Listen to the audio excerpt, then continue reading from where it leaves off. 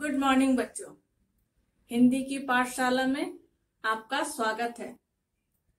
हम लोग पढ़ रहे थे पाठ 13 पौधों का जीवन। हम लोग प्रश्न उत्तर कर चुके हैं इसका, और आज हम लोग करने वाले हैं भाषा से।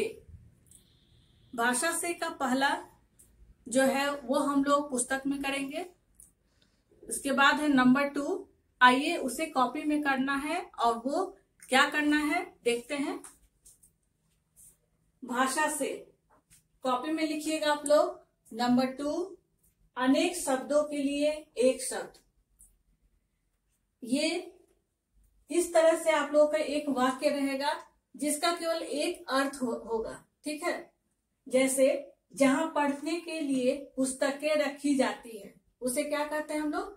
पुस्तकालय, ठीक है।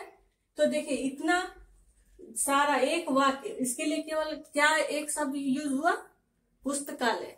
इसे हम लोग कहते हैं अनेक शब्दों के लिए एक शब्द, ठीक है। तो यहां होगा पहला का उत्तर होगा पुस्तकालय।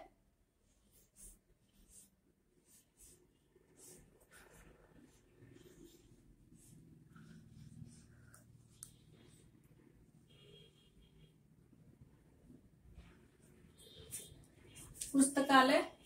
इसके बाद है नंबर 6, प्रति मास होने वाला।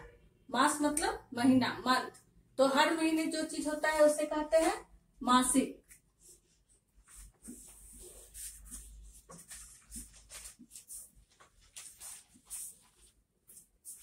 नंबर ग में है वर्ष में एक बार होने वाला, ठीक है। तो यहां होगा वार्षिक।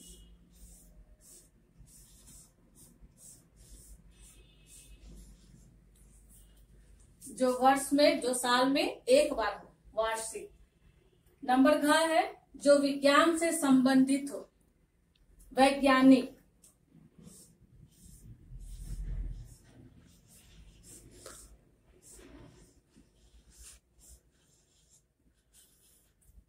ठीक है। तो ये 4 है। अभी आप लोग को केवल 4 लिखना है। इसके बाद लाइन ड्रॉ कर लीजिएगा। अब आइए जो पुस्तक में करना है वो हम लोग देखते हैं। भाषा से का नंबर 1 में है इन शब्दों को सही स्थान पर लिखो, स्त्रीलिंग और पुल्लिंग। यहाँ कुछ शब्द दिए गए हैं। अभी आपको देखना है कि ये शब्द स्त्रीलिंग है और कौन सा शब्द पुल्लिंग है। हमें कैसे पता चलेगा? क्योंकि यहाँ पर माता पिता, काका काकी, चाचा चाची इस तरह से नहीं दिया गया है। यहाँ क्या शब्द है? फूल, बेल, पौधा, दाल, बीज, लौकी, गुलाब, पत्ते, जड़ें, सब्जी। अब हमें हम कैसे पहचानेंगे कि ये स्त्रीलिंग है या पुल्लिंग है? तो इसका सबसे आसान तरीका है कि हम लोग मन ही मन इन शब्दों से वाक्य बनाएंगे। हम जैसे ही वाक्य बनाएंगे आपको पता चल जाएगा कि ये सब पुल्लिंग है या स्त्रीलिंग। जैसे बेल, बेल स्त्रीलिंग है। हम कैसे करेंगे? मन में इसका वाक्य बनाएंगे। जैसे लौकी की बेल छत पे चढ़ी हुई है, लौकी की बेल। तो क्या हो जाएगा? यहाँ पर की मतलब स्त्रीलिंग हो गया, ठीक है। इस तरह से हम सभी शब्दों का एक एक करके वाक्य बनाएंगे मन ही मन, और फिर हम लोग डिसाइड करेंगे कौन सा स्त्रीलिंग है और कौन सा पुल्लिंग। तो देखिए स्त्रीलिंग को यहाँ लिखना है। तो स्त्रीलिंग में है बेल, दाल, लौकी, जड़ें, सब्जी। पुल्लिंग में है फूल, पौधा, बीज, गुलाब, पत्ते। इस तरह से आप इसे पुस्तक में ही कर लीजिएगा, ठीक है। पुस्तक में। फिर भाषा से का नंबर 2 अभी हम लोग पढ़ चुके, इसे कॉपी में लिखना है। नंबर 3 में है, आइए इसे पढ़कर समझना होगा। क्या है दिया गया है? देखिए, 1 दिन, 10 दिन, 1 पेड़, 4 पेड़, 1 सियार, 2 सियार। यानी क्या किया गया है? यहाँ एक है एक वचन और एक है बहुवचन, लेकिन इसके शब्दों में कोई रूप नहीं, शब्द का कोई रूप नहीं बदला। दिन का दिन ही रह गया, बस उसके आगे 10 लिख दिया गया। दिनों या दिने ऐसे नहीं कर दिया गया। तो कुछ शब्द हिंदी में ऐसे हैं जिनका रूप नहीं बदलता है, जो एक वचन और बहुवचन दोनों में समान होते हैं। देखिए यहाँ बताया गया है इन शब्दों के एक वचन और बहुवचन के रूप समान हैं। इसी तरह वृक्ष, फल, बीज, घर, पक्षी, साधु, शेर, हाथी, बाघ, भालू, बंदर के बहुवचन भी वही होते हैं। बंदर से बंदरे नहीं हो जाता है, ठीक है। ऐसा केवल पुल्लिंग शब्दों में होता है। ये किस शब्दों में होता है? केवल पुल्लिंग शब्दों में। हाँ, जब इन शब्दों के साथ ने, का, की, के, से और पर लगते हैं तो अंत में ओ या ए हो सकता है या यूं जुड़ जाता है। जैसे वृक्षों को, फलों में, बीजों को, घरों के लिए, ठीक है।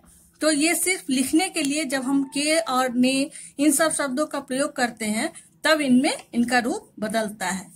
देखिए यहाँ पर कुछ दिया गया है उदाहरण के लिए, जैसे शेर, शेर, शेरों को, भालू, भालू, भालुओं को, पक्षी, पक्षी, पक्षियों को, लंगूर, लंगूर, लंगूरों को, हाथी, हाथी, हाथियों ने, बंदर, बंदर, बंदरों ने, माली, माली, मालियों ने, राजा, राजा, राजाओं ने। आप लोग इस तरह से जैसे मैं लिखी हूं यहाँ पे उसे आप लोग अपने पुस्तक में लिख लीजिएगा, ठीक है। ये भी आप लोग को पुस्तक में ही करना है, ठीक है। इसके बाद है भाषा से का नंबर 4 में है र के रूप, जो कि हम लोग बहुत पढ़ते हुए आ रहे हैं पिछले पाठों में भी। इन्हें भी आप अपने कॉपी में लिखिएगा। तो कॉपी में हम लोग क्या करेंगे? केवल 2 चीज, एक अनेक शब्दों के लिए एक शब्द और एक र के अनेक रूप। जैसे देखिए यहाँ पे र, र प्लस अ, र, यानी ये र जो है हलंत दिया गया है, यानी आधा बोलते हैं, इसे हल्का बोलते हैं। पर और ये अ के साथ मिलकर पूरा र हो जाता है। तो पर, तरह, सुंदर, रुचिकर। फिर इस रेफ की मात्रा में र माइनस अ, तो ये हल्का हो जाता है, सूर्य, कार्बन, निर्जीव, निर्भर। फिर र हलंत, र प्लस र के ये जो निशान लगाया जाता है किसी अक्षर में, तो र प्लस अ पूरा र होगा। क्रम, प्रेम, प्रकट, समुद्र। फिर इस तरह से आप किसी भी अक्षर के नीचे देखते होंगे इस तरह से निशान रहता है, उसमें भी र का पूरा रूप रहता है। र प्लस अ, र, ट्रक, ड्रामा, मेट्रो और राष्ट्र। तो इस तरह से आपको र का ये रूप जो है इसे कॉपी में लिखना है और फिर याद भी करना है, इसे कॉपी में लिखना होगा, ठीक है। तो ये आज हम लोग यहाँ तक कर लेंगे। तो बच्चों, भाषा ज्ञान में आज जो समझाया गया आप लोग ध्यान दीजिएगा। सिर्फ 2 चीज कॉपी में लिखना है, एक नंबर 2 और नंबर 4, ठीक है। र के रूप और अनेक शब्दों के लिए एक शब्द, इसे कॉपी में करना है। बाकी जो 2 है उसे हम लोग अपने पुस्तक में ही कर लेंगे। तो तब तक के लिए, और इसी के साथ ये पाठ भी खत्म हो गया। आप लोग पाठ को अच्छी तरह से पढ़िएगा। अब टेस्ट होने वाला है, इसके बाद एग्जाम होने वाला है, तो आप उसकी तैयारी पूरी अच्छी तरह से कीजिएगा। तब तक के लिए धन्यवाद।